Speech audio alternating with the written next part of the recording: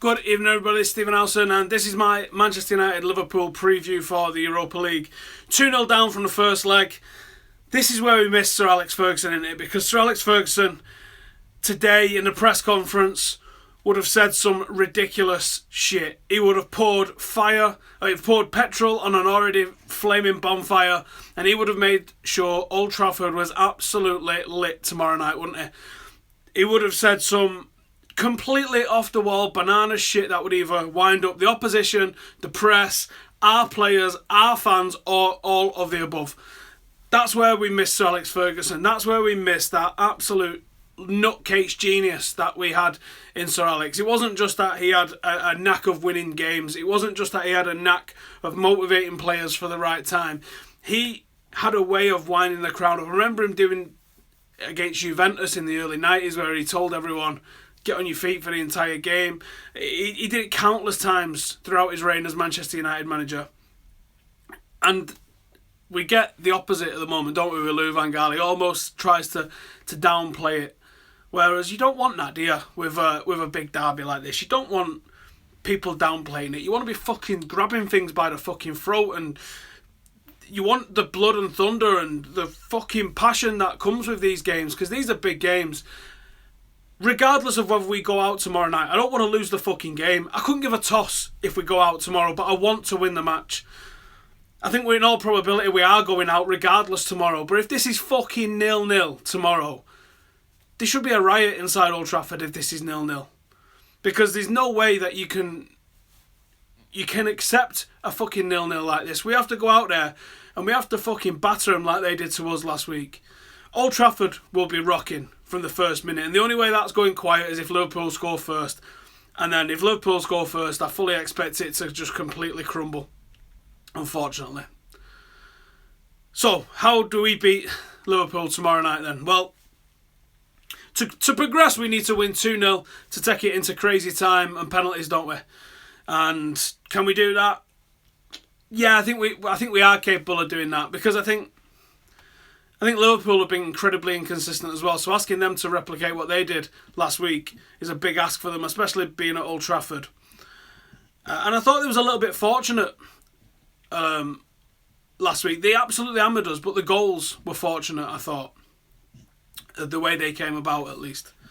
So, I think it's entirely possible that we can do this. David De Gea has another big game, and we set out with the right team, with the right mentality, and we go for him from the off. And I actually think, despite the fact that it will kill the crowd, if we're nervous about a goal from Liverpool, that could affect us. So it almost might be the best thing to happen if Liverpool score early, because then we go, right, well, that's 2-0 or 3-0 out the window, isn't it? We need to go for it. So as much as it would be a killer to see, it might G us up the way that a goal has G'd us up in the past. But I would go out with the intention of scoring first and keeping a clean sheet. And if we can go in at half-time, 1-0, maybe even 2-0, then we look likely. The problem is when it is 2-0, if you've got an hour, 40 minutes, 50 minutes left to play, then it's going to be incredibly nervy, because it's almost like next goal wins, isn't it? Even though we still wouldn't win with the next goal. It only takes one goal at any time there for Liverpool to put the game to bed altogether. So how do we beat them? Well, we've got to go out and we've got to play football, and we've got to be dynamic, and we've got to be ruthless, and we've got to be up for it, more so than we've been in 95% of our games. Now, I made a graphic this afternoon, which you might have seen.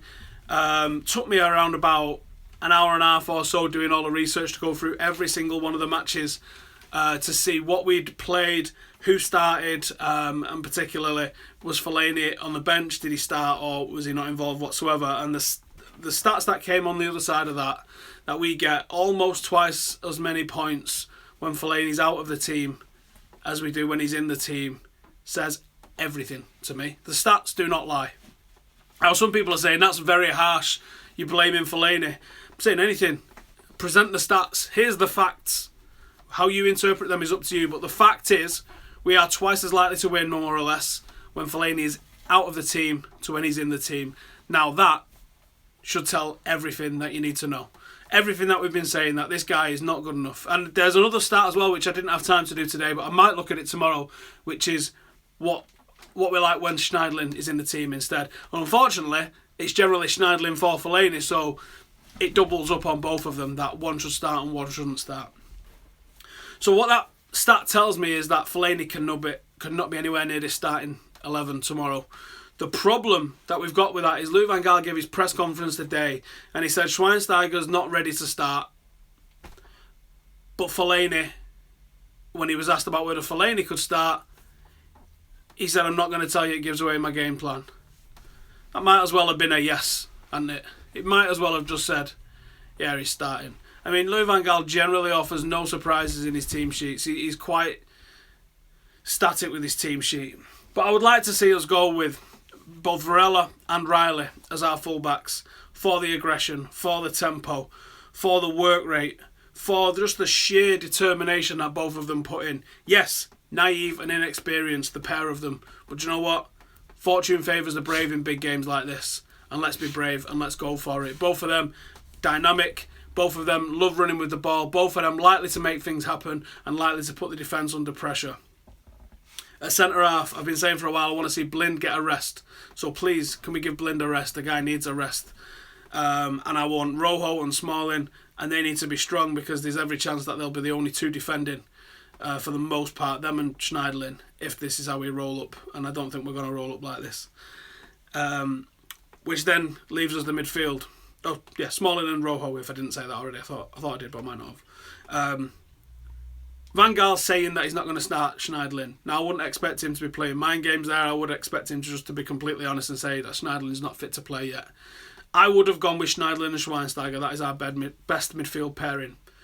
Next from that, I don't want to play Fellaini. So if he's thinking that Schweinsteiger can't play, the other options are Herrera, Fellaini, or Carrick. I would go with Herrera, which mixes up the team that I give on full-time doubles yesterday. This is only coming on the back of the information that Schneiderlin isn't going to play, because I would have played Herrera as number 10 and I'd sat Mata out for this one. Because I think a big gritty game like this, sometimes Mata gets a little bit lost in him. When everything's going right, there's no one better than Mata. There's no one better than that. It'd be perfect in a Barcelona team which bullies everybody at the moment.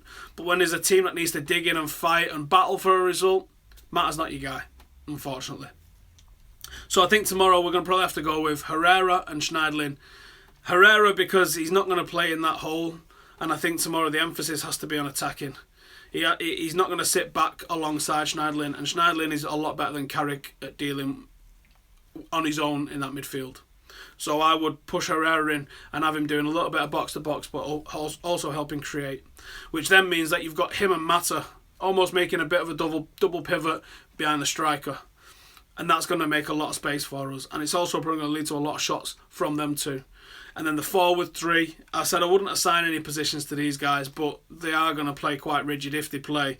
I'd like to see Memphis on the right, Marshall on the left, and Rashford up front, or Marshall down the middle, Rashford on the right, Memphis on the left. Whatever, I would just put them all on the pitch and I'd say, you three, just cause havoc. Let's have a little bit of movement. Let's, drag them about. Let's, Memphis come out wide and you two go down the middle. Because two strikers in the box is where you're going to get chaos. Especially them two strikers, they can put it away. I would give Memphis all the confidence and cuddles and everything that he needs, because he could be a game changer for us tomorrow, and what a game it'd be for him to turn it on.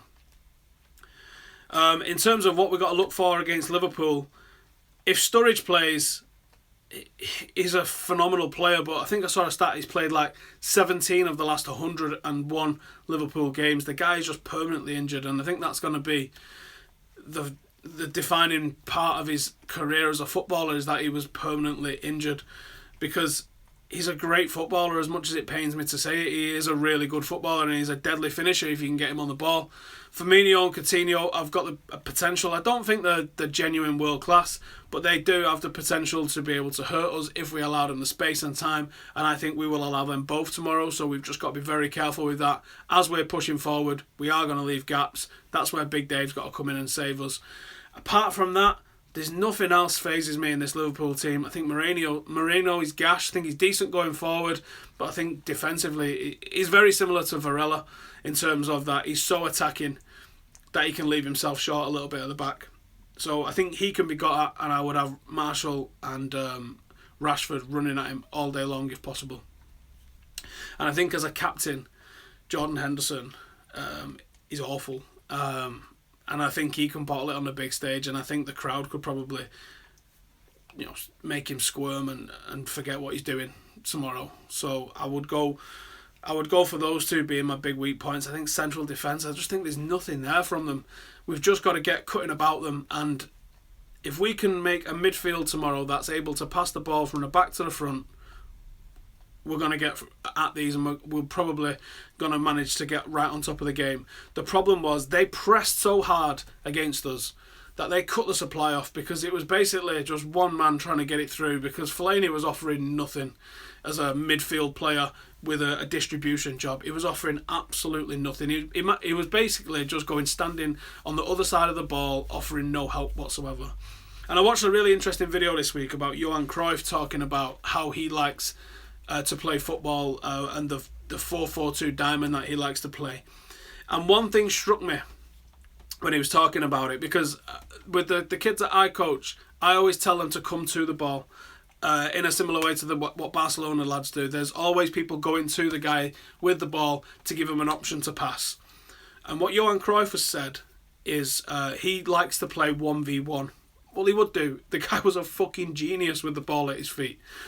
And he likes it when players go away, because then it allows him the space to play 1v1. And I think you can see that in a lot of the way Louis van Gaal's side set up. Since the day he came, I've been frustrated with... you see the tactical outlay of the team, and when someone's in the ball, no one ever goes to them.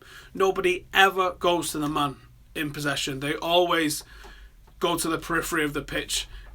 So it's clearly orders, and I can see where it's come from now. It's probably come from something to do with Johan Cruyff. I don't agree with it. It's not something I like. I'm not saying I'm better than Louis van Gaal, but it's just something that I've noticed, and I think that's where the connections come from with this Dutch thing, because apparently this is how it used to be done with the Holland team during the 70s. So there's every chance Louis van Gaal is not just a proponent of this, but a fan of this, and definitely well aware of it. I definitely prefer the other model, where you come towards the man in possession and help him out that way. I don't think you help the guy out by going away from him. Certainly you don't help the likes of Fellaini out when you go away from him. I don't think he's got the ability on the ball to be able to start picking passes left, right and centre. He is no Johan Cruyff. And maybe that's why the very best players don't make the very best managers. Because they go, well, I was shit hot. You give me the ball and I just dribble past them. And they don't understand that most footballers are not Johan Cruyff. And maybe they struggle to see that maybe you have to make it a little bit more basic than that and allow the players to do their magic in the final third. But I don't know. I just thought I'd share that anyway, because I watched that video this week. Someone sent it me on Twitter, so thanks for that. Whoever it was. Sorry, I forgot who it was. But that was an excellent video. I really enjoyed watching that, and it did make me think. And it definitely made me think about shape and formations, the way he was talking about the 4-4-2 diamond. I've never been a fan of the 4-4-2 diamond. But anyway, Liverpool tomorrow, score prediction. As I said on Full Time Devils, I think we're going to win 3-1 and go out. And I'd not be happy with that, but I'd be alright with that. Because I don't give a shit about this competition, in all honesty. The issue I've got now is if Fellaini starts, because all the evidence is pointing to this has just been an absolute nightmare if he starts. And if he starts, I don't see how we win the game unless you play him as a number 10 and you actually play to the strengths of him. But I don't see us ever doing that in a game from the start at all. And remember last season we got criticised for being a long ball team all the time. Can't win, can you? And I think you have to be a bit of a long ball team to get the best out of Fellaini. And then that obviously is going to lead into Sunday. What's going to happen on Sunday, I have no idea whatsoever. Otamendi and company being out for them is a massive opportunity. Because as good as Aguero and Silva are, and Toure, they fall to pieces when they've not got company. And Otamendi's not had the best of seasons, but he's still a phenomenal player, and I think he's had a decent season. and both of them missing is big for us, I think. And with how inconsistent they are, it's only going to take a raise of that much in our performance, I think, to start getting some wins. It's just, are we capable of doing that? Because at the moment we don't feel capable of doing that, do we? So anyway, there we go. That is my Liverpool preview. It's all about Fellaini, isn't it? We see Fellaini in that starting 11. I might just go and sit in the pub rather than going into the ground, because I hold no confidence for us turning him over. And yes, I know that he's been part of the sides that have won against Liverpool in recent times. That's not the point. I think that was in spite of him rather than because of him. Whatever. Stick it in the comments, anything that you like, and we'll get some discussion going. There we go. Oh, and there's also an MMA video up on my MMA channel, MMA Latest, which I've just done. It's in the render now, so it'll probably be up shortly after this one goes up, or just before this goes up, about the same time. If you like MMA, please go and drop a subscribe over there. It's MMA Latest. We're running on about 2,000 subs at the moment, and we're aiming to be quite big with it, so please help us out by dropping us some subscribes over there.